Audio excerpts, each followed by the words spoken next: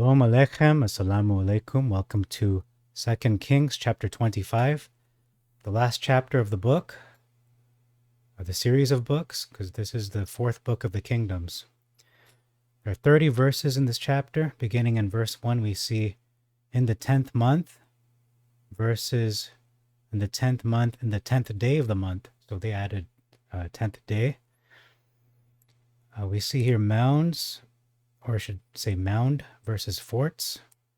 The footnote for this word reads circumvallation. And what that is, it's a border that prevents supplies and reinforcements from going in or even going out. So that's what that is. Verses 2 to 3. The 9th day of the month, which is the 10th month. Actually, not the 10th, it's the 4th month. It is the 4th month.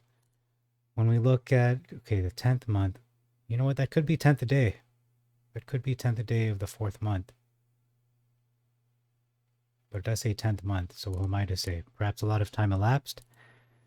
In any case, let's just read it as it is written.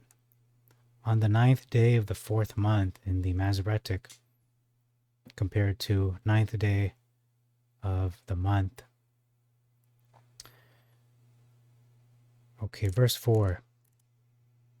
This is the gate of the king's garden, versus which is by the king's garden. So it is near the king's garden, not literally being part of the king's garden.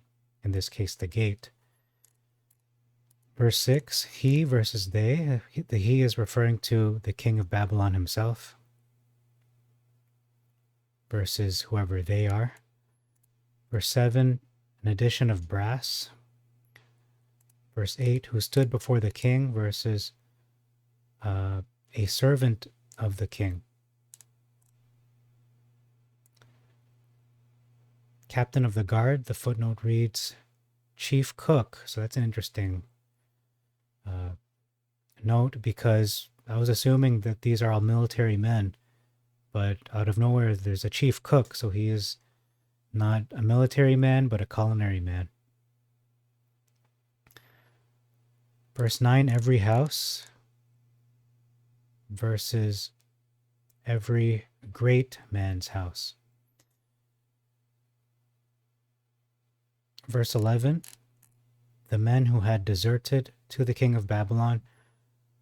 So meaning these are individuals who surrendered themselves willingly to the king of Babylon, versus fugitives that fell away to the king of Babylon, meaning runaways who were captured. They did not willingly surrender themselves.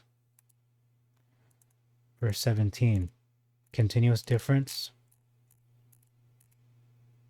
It says here the border, with its border and the border, versus wreathen work,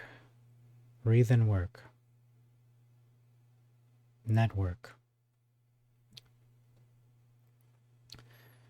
Verse 18, high priest versus chief priest. Verse 19, that saw the face of the king, versus that were in the king's presence. The secretary of the commander-in-chief versus the principal scribe of the host. And what did this secretary do? He took account of the people of the land, versus which mustered the people of the land. So in the Septuagint, he is one who conducts a census, counts the people, taking them into account. In the Masoretic, he is one who conscripts them into war, who drafts them into the army, essentially. Verse 21, this is proof that the Tanakh, the Bible, is written by the God of Israel, not a biased viewpoint trying to make Israel seem better than they are. So let's read the verse in full. And the king of Babylon smote them and slew them. These are all the head honchos, government officials, as was named in the previous verses. Killed them all at Riblatha, in the land of Hamath. So Judah was carried away from his land. So basically Judah was defeated They were handed their butts. Okay, so if this is not a biased account, this is proving that the Elohim of Israel, Hashem, inspired the writers to record their ancient history truthfully and faithfully, with no bias, just presenting the facts, historical facts. Verse 24, and I think you can go look at Babylonian history and it'll reciprocate everything being mentioned here. Verse 24, fear not the incursion of the Chaldeans versus fear not to be the servants of the Chaldeans, of the Chaldees. Verse 25, seed royal, which means in the footnote, seed of the kings, which is in modern terms being of the royal family bloodline. Now verses 25 to 29 are just an interesting read. It's quite interesting to read how these individuals came to Gedaliah, and actually they took him out. They ended him, and the Jews and the Chaldeans that were with him, they ended them all. And all the people, great and small, rose up, and they fled into Mizraim. They went to Egypt because they were afraid. So there was an uprising against who the king of Babylon had set up as essentially their puppet. He was a puppet of the Babylonian kingdom, but he was set up, and then they took him down, and then they fled to Egypt. So it would be interesting to read what happens next in the narrative, just from a narrative perspective. Okay, so that's that, verse 28. And then we see how Jehoiachin was taken out of the prison house. He was promoted and treated more kindly by the king of Babylon, Evial Merodach, or Merodach. So it does end on a cliffhanger, in my opinion, this book.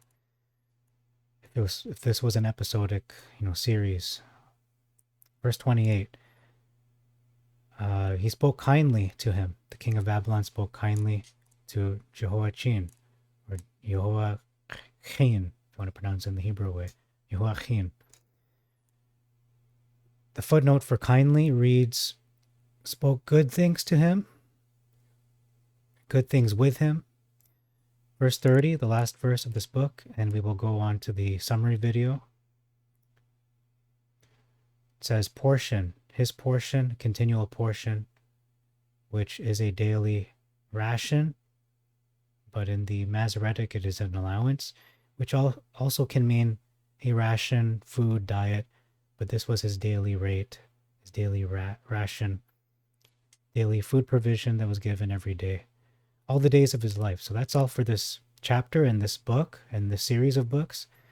Thank you very much for sticking with us if you're watching the long form videos. Otherwise, you can watch the summary video, save yourself hours and hours of time, and you'll get all the highlights, all the biggest differences anyway. So thank you very much for your time.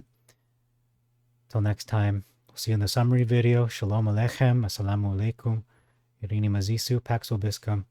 Peace be unto you, and Maranatha.